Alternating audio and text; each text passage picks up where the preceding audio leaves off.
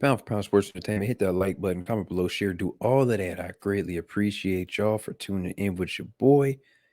Hit the like button, hit the subscribe button for your boy. That's right. Hit the subscribe button. I'm gonna say it again. Hit the like button. But yeah, man, we're gonna get right to it like we always do. You know what time it is. Yeah, man. I figure I'd do a little mini video for y'all, a little mini stream, whatever you want to call it. But got some things going on today. Ryan Garcia, and I'm going to pull up his Twitter page. You guys see it right there with me. Ryan Garcia has a fight that has been announced today. Fight date is on April 9th. It's right here. You see him working out, doing whatever the crap he's doing, whatever. That's what he does. April 9th is the date. You see him playing on TikTok, whatever. The guy's weird. I mean, I don't have no problem with Ryan. Salute to Ryan Garcia, just whatever. Yeah, so according to Dan Raphael, said he just spoke to Oscar De La Hoya, who told Ryan Garcia will face Emmanuel Tagoe. He's 32-1, 15 knockouts, 32 straight wins. Wow, I like that. That's crazy. 32 straight wins. So he's on a crazy winning streak. It's gonna be on the zone April 9th at the Alamo Dome in San Antonio, Texas, baby. But yeah, it says Oscar De La Hoya talked to Lou DiBella. They're trying to match Ryan against George Kambosos for the 135 titles later in the year if they win their interim bouts. Ain't gonna be no Ryan Garcia versus Kambosos. I'm gonna tell you this right now. Listen, Kambosos, make a decision, dude. You're gonna pick between Devin Haney or Lomachenko. Devin Haney and his father, Bill Haney, salute to them. They have been very vocal. Eddie Hearn has been very vocal. They're trying to work it out. They're trying to get it going. Let's go. The money's there. What else do you want? What else do you want? Honestly. And when I see things like that, that makes me look at who's trying to, be in the media and say we're doing this, we're doing that, and then who's getting quiet.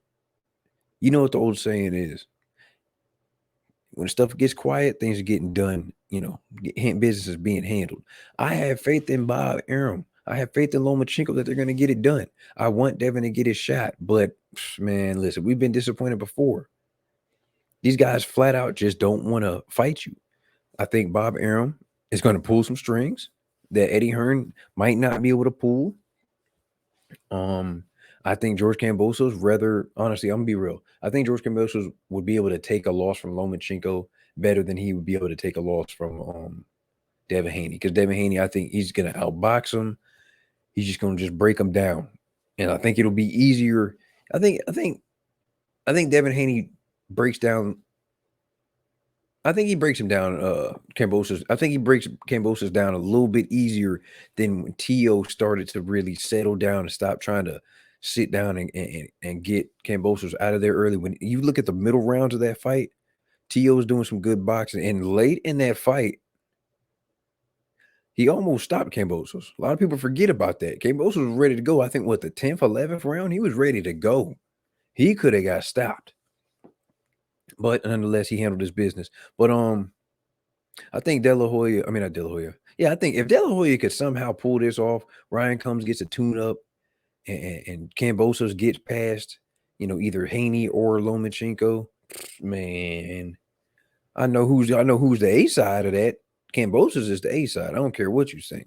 I don't care what you say. I don't care what you think. Ryan Garcia could be a big TikTok star, whatever. But in the boxing world, dude, we know who you are, but you haven't lived up to your potential right now. You haven't done it so far.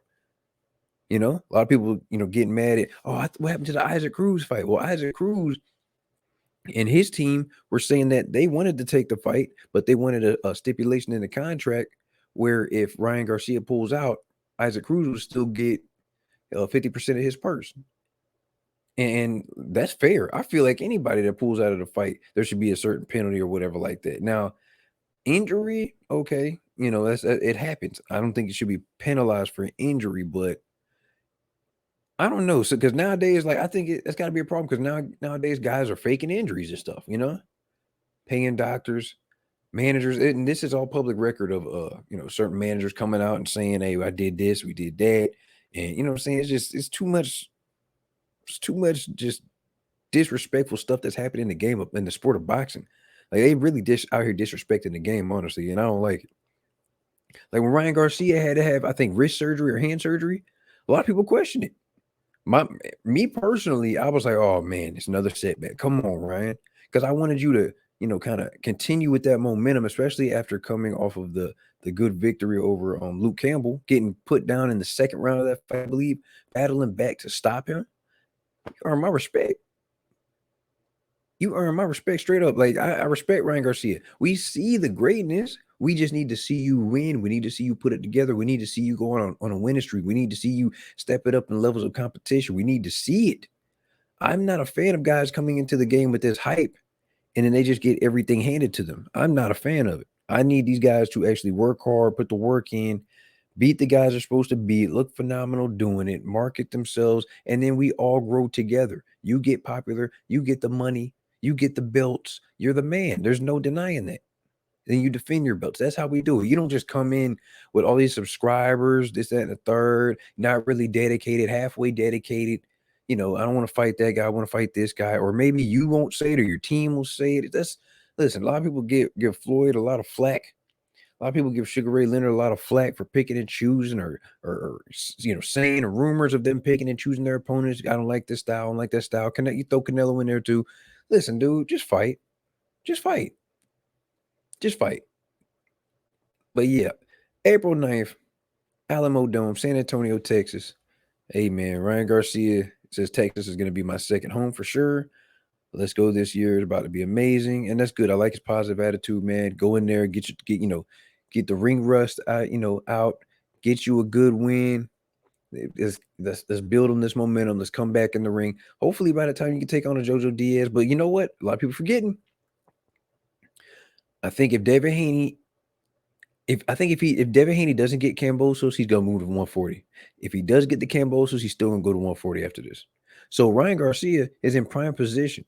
Okay, you take your time, get you a tune-up right now. By the time it's time for you to fight again, the WBC is gonna be damn near giving you that belt.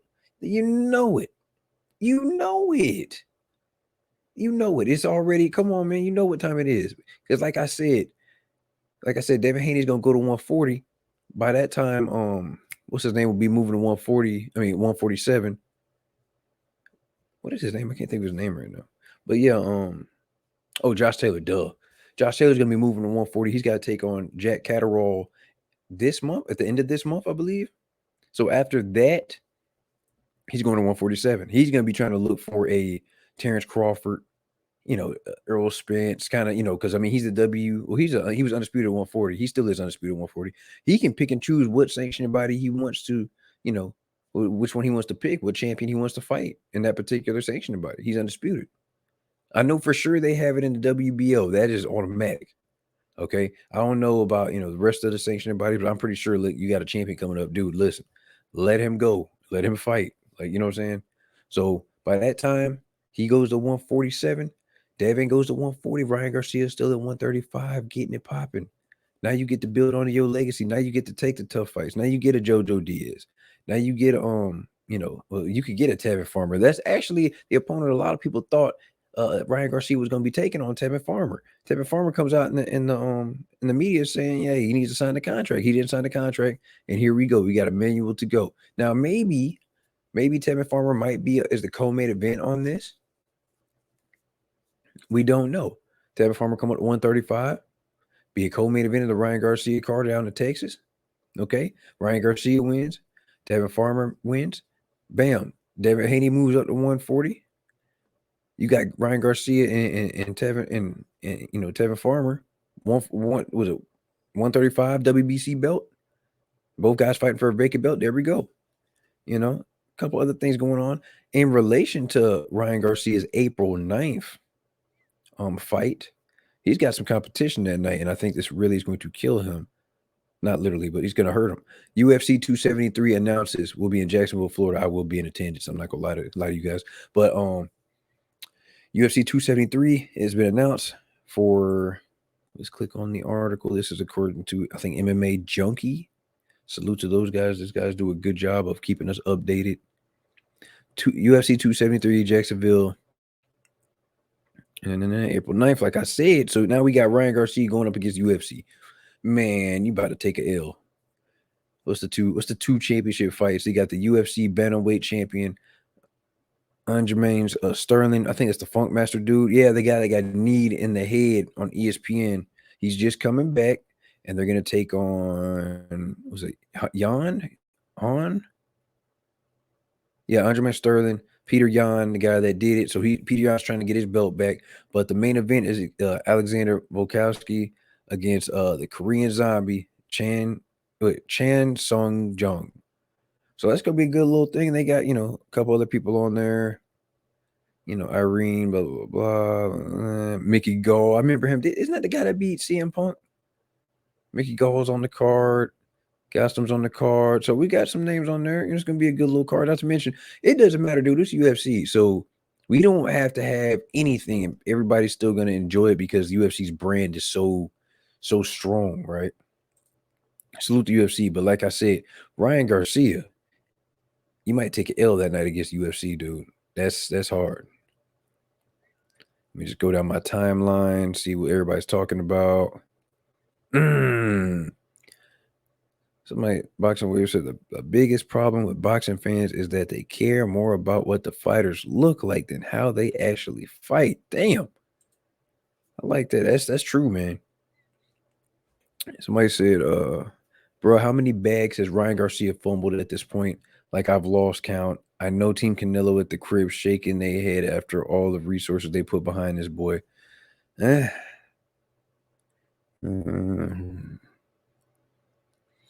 Leonard Levy says, anyone with a brain knew all that talk was BS. He's been off.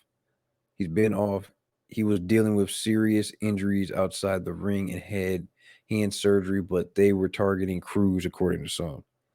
I think this is a response to Ryan was always getting a comeback fight. Eric Gomez said, as much on a podcast, good to see him return, but lame to drag guys for avoiding a fight with him when they had a plan already. Yeah, we already know what the play is, dude. And that's the thing that pisses me off about boxing. We got all these dudes talking, I'm going to fight this, fight you, fight them. The fighters don't make the fights.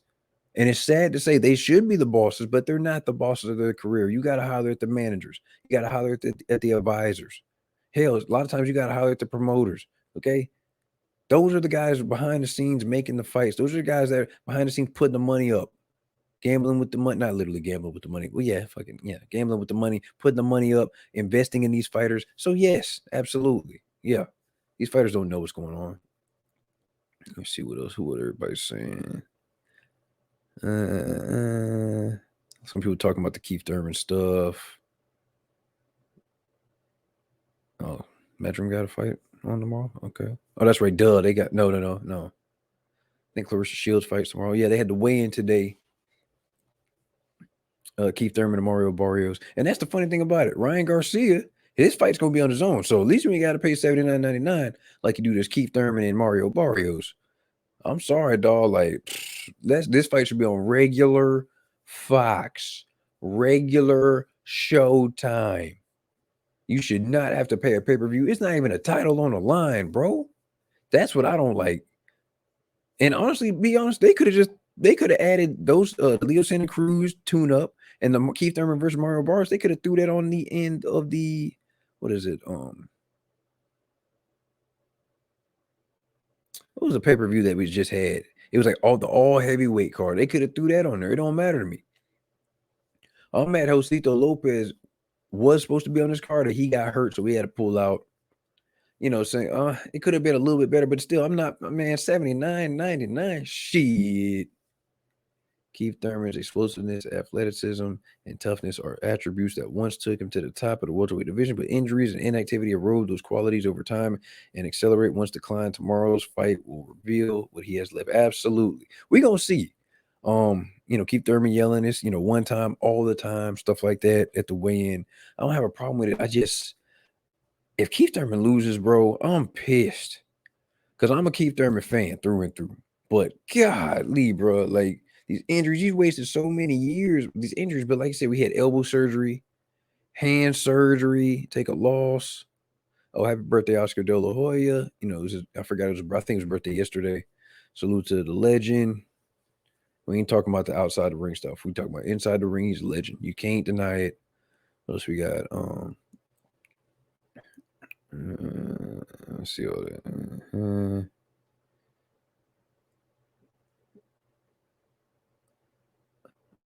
I don't even want to get it. What is this? Floyd Mayweather sued for $5 million over alleged breach of contract with Logan Paul. I don't want to know nothing about that. I don't want to get into that. I really don't. I just want to talk about the fights. Then we get too deep into this stuff. So we had a UFC fight tomorrow. That's cool. Good for them. You know what I'm saying? Uh-oh. Look, so look. I told y'all Tevin Farmer. Now look, somebody, I guess somebody put something that says you should have fought Tank when TMT offered you $2 million. Tevin Farmer said the boxing world is full of S word. I don't really want to curse like that. Wow. Interesting. Yeah, that's a fight. That's what I'm saying. Them guys were literally talking, saying we're gonna fight when I get my WBC. We're gonna unify immediately. We're gonna do all this, and them guys didn't even end up fighting. Now I'm hearing different stories about like Tevin wanted more money and stuff like that, and then I think he signed the deal with Eddie Hearn. Man, I don't know what happened. The fight could have happened. Tank could have got that fight. It would have been a great fight. Win, lose, or draw. It would have been a good fight for both guys, just because of the buildup. Would have been very interesting because Tevin Farmer, he lacks power, but he is very defensive. And Tank has a lot of power, but he does get hit. And what happens if I think during the time that was when Tank was dealing with some stamina issues as well. So you got stamina issues. You're trying to hit a very defensive guy. You're missing. You're getting tired. He's tagging you. You could see Tank stopping Tevin Farmer. You could see Tevin Farmer possibly outboxing Tank. You don't know. I just would have liked to see that fight happen, honestly.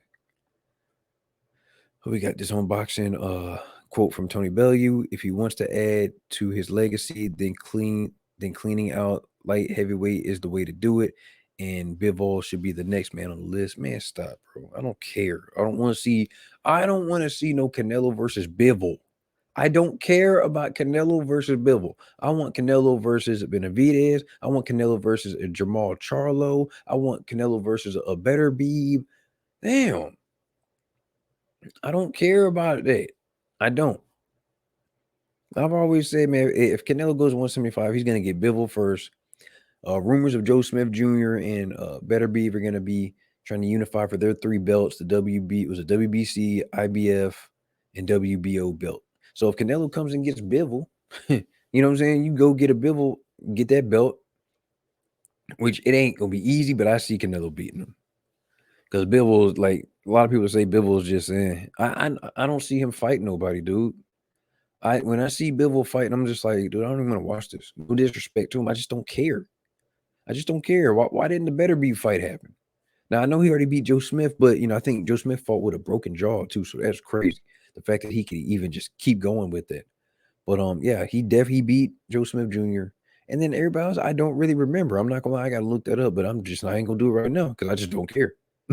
But yeah, Joe Smith Jr. against Better Beef. Probably gonna be on ESPN. Hopefully that fight get done. I want that fight to get done. I like Better Beef, like Joe Smith. That's a good fight right there. 3 belts on the line. Canelo comes to 175. You get that Bivol fight, and then bam, you got 3 belts with 1 fight, and then you unified. I mean, you're undisputed at 175. That's crazy. That's crazy. But there's also been rumors of Jamal Charlo and Canelo. So I think the thing that helps Canelo is the fact that he's active. He's fighting 3 times a year. That's the thing that helps him. So I can line these guys up. Because guess what? I don't have to just fight this guy, and then the other guy's like, well, I got to stay busy. I got to fight, because I'm only fighting 2 times a year. Bivol can literally wait till Canelo is ready. And by that time he's ready to fight again, it'll be time, Bivol's usual time to fight. There's no time lost. But I mean, I don't know, man, I feel like if Charlo goes to 68, Canelo goes to 175, it makes it look like you ducking him again. Even Eddie Reynoso said, hey, it's a good time to make that fight happen with Jamal Charlo. Because, I mean, Jamal Charlo is coming from 160, moving up 68. I think his last performance wasn't a good performance against, was it Montiel? That wasn't a good fight. That wasn't the best showing for Jamal Charlo. So, obviously, he's new to the weight, coming off a bad performance. I see some chinks in the armor. Good time. People like to capitalize off of that. So we'll see what happens with that. But if I'm Eddie Reynoso, I'm getting Jamal Charlo now. Then I'm getting a Bivol. Then by that time, you know what I'm saying, I can go and get the winner of the Better Beeb and Joe Smith Jr. for undisputed at 175, the second division I have been undisputed in. And then probably by that time, dude, I'll be ready to retire. Because we all see Canelo loves his golf, bro. He's got a lot of fights. He's cemented. He's got the money. Every fight is getting like 40, 50 million dollars. Like, what else do you want? He's got the endorsements. He's good. He didn't have to do this anymore. Some people saying George Kambosos is milking the money. He's looking for the most money. And yeah, there's nothing wrong with that. Dude's prize fighting. I don't understand. Why is there Prince stuff on here? I don't understand why people get mad. Why you get mad at these athletes for wanting to get paid top dollar and make it seem like, he just wants the money. He wants a payday. He wants a payday. Yeah. You go to work, right? Okay, at the end of the week or end of the 2 weeks, when you get that paycheck, you expect to get a paycheck for doing some work, right? Okay, cool. So if you didn't get a paycheck, you doing community service unknowingly, and you expect a check at the end of the week or end of the 2 weeks, you're gonna be pissed off because I provided a service and I'm not getting paid for my services. Same thing with these guys. These guys get in the ring. That listen, you might not walk out of the ring the same way you walked in. A little part of you is left. Broken bones, hands messed up, cuts, bruises. Come on, man. Brain injuries, CTE. You could die in there, and you don't want these guys to get a payday. They could potentially lose, go back to their family, never be able to fight again, broken orbital bone or whatever you want to call it. And you don't expect them to want to be able to make a living for themselves. You don't. I don't see what's wrong with y'all. Something wrong with y'all people nowadays. Straight up, something wrong with y'all. I'm just trying to see exactly what everybody was saying about it, man. Ryan Garcia, you might take an L, bro, that night against UFC, honestly. Oh, Vergil Ortiz and Michael McKinson set for March 19th in LA. Okay, cool. Got a question though. This is a question, Oscar De La Hoya. How many title eliminators are y'all gonna have your fighters take, bro? God dang. Vergil Ortiz is like, I think he's the WBC mandatory. I believe he's in like number one in WBO, something like that. Who you picking, bro? Hurry up. Matter of fact, right now you can fight Bud if you want to. You better get to him before Josh Taylor does. You try to activate something for the next fight after this one. You try to get Errol Spence with WBC mandatory. Do something, dude, before you let somebody else just slip in there and take it. Oscar De La Hoya got Vergil Ortiz fighting another title eliminator for no reason. I don't even know the guy he's fighting. Oscar De La Hoya got Jaime Munguia fighting 37 title eliminators to avoid Demetrius Andrade. Demetrius Andrade is so pissed off and frustrated, he's got to go to 68 because, Jaime won't even fight him. Dude, come on. And that's a good fight right there. But for whatever reason, Jaime wants Triple G.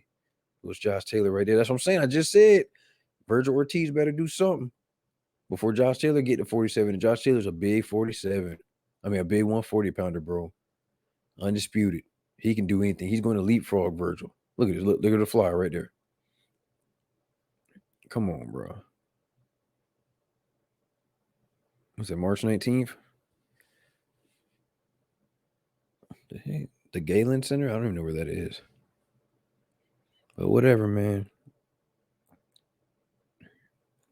That's a nice ring canvas right there. That's pretty fire. Charlo Boo Boo fans, Canelo has fought no one. There you go. Keith Thurman 145.5. I don't like that. Barrios 146. Man, Barrios big as hell. What is this? What is going on here? Birthday, one of the football, whatever. I don't know. Ain't got nothing to do with me.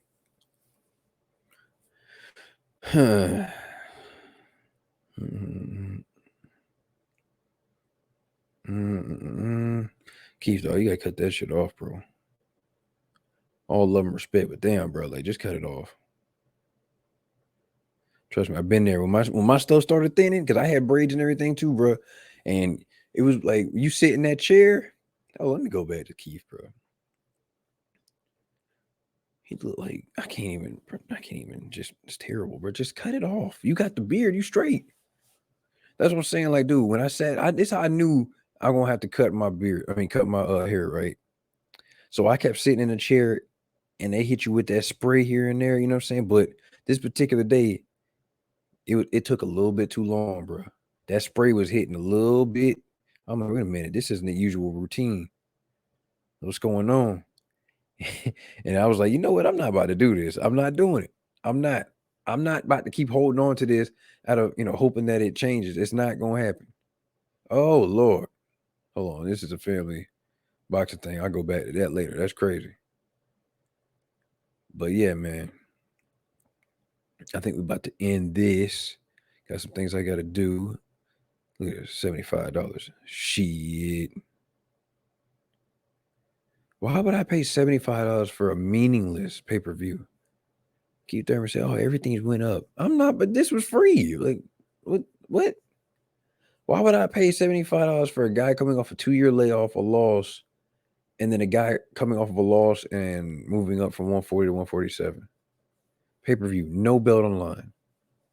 That's crazy to me. Keith looks like he's in great shape. Then he'll go and say some whack shoot. Says it's one time, all the time. Adrian Broner needs to offer a shit talking class to other boxers. Man, please. Look at this, bro. Look. This is a picture of Vergil Ortiz and Brian Castanos. They were sparring for each other. Bro, Vergil Ortiz is big as hell. How are you 47? Bro. Vergil is huge. That's crazy. Castanos, bro. Y'all see how big Vergil Ortiz is? Look at Castanos. This is 40. This is a 54 pounder right here. This is 47. Pretty soon he's gonna be coming to 54. I'm telling you, dude. Oh my God. If I'm Oscar, I'm asking him, dude, how long do you think you can make this weight? Because matter of fact, yeah, you know what? Vergil has missed weight a couple times. Nobody says nothing. Everybody gets on tank about this, but Vergil has missed weight and had to make it the second weigh-in and stuff like that. I'm telling you, bro, he's not gonna last at that 47 very long. He's gonna be coming to 54. I'm telling you, he's probably gonna get a belt. He might stay at 47 maybe a year. I'm telling you right now, dude. A year, maybe 2 years. I don't know, but he is gonna be coming to 54.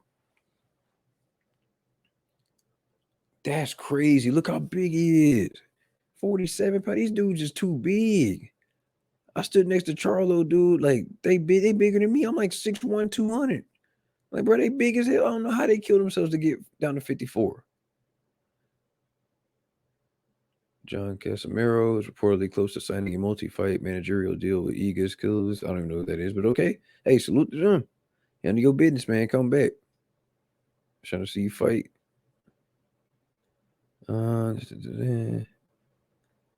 Javion Love said Jake Paul for president. Of course he's running. Okay, whatever.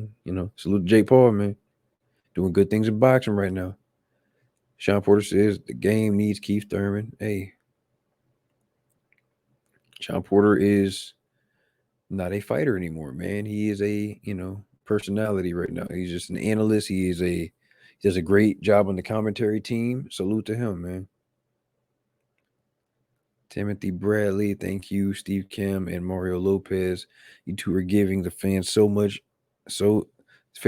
an informative and knowledgeable show every week. I always enjoy being a guest in your podcast. Okay.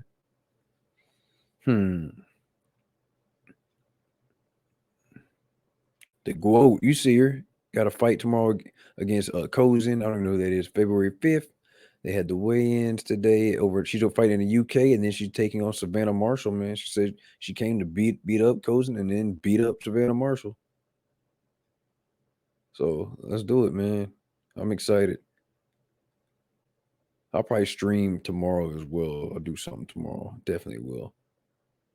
Santa Cruz, I forgot. Santa Cruz taking on whatever. I don't know his name. 128.5, 129. Salute to both of them, man. We got to see how Santa Cruz comes back from getting knocked out by Tank in a great fight. He put up a great effort, man. I think I I think I gained more respect for Santa Cruz than than I used to. Santa Cruz is a good fighter, but damn, Nika, get up off of this. Nika find that. But let me see what's going on. Oh yeah, that's Klitschko signed up to be in the Ukraine's reserve army. He felt obligated to defend the country. My country is, geopolitically struggling, so I am here right now. I can't stand still, and I won't. I respect that. It is what it is. But your big ass too big to be in the military. That's all I'm saying. Look at her, determined. Look at her. Look at the quote. Handle your business. Handle your business. I need a message. I need a knockout, dude. The quote, Clarissa Shields, I need a knockout. We got to get these knockouts up. We need highlight reel knockouts. Eubanks Jr. taking on Williams tomorrow. A little mini grudge match that they got. It's been a lot of trash talking. We're going to see. Williams ain't no slouch at all. And Eubanks Jr. has been looking good with Roy Jones, man. It's like they reinvented himself. He's fighting with more of a rhythm. He's more smooth with it. Him and Roy Jones, they're doing a good job right now. So hopefully this fight can propel you into a title shot. Possibly. I'm not sure. What is this? Is it 60? Yeah, think about it. You win this. If I'm a Eubanks, I win this fight. Jamal Charlo moves up to 68. That's a vacant belt right there. I can fight for that vacant belt next. We're gonna see. He has a good relationship with Al Hammond, from what I've been told. I'm not sure, but we'll see.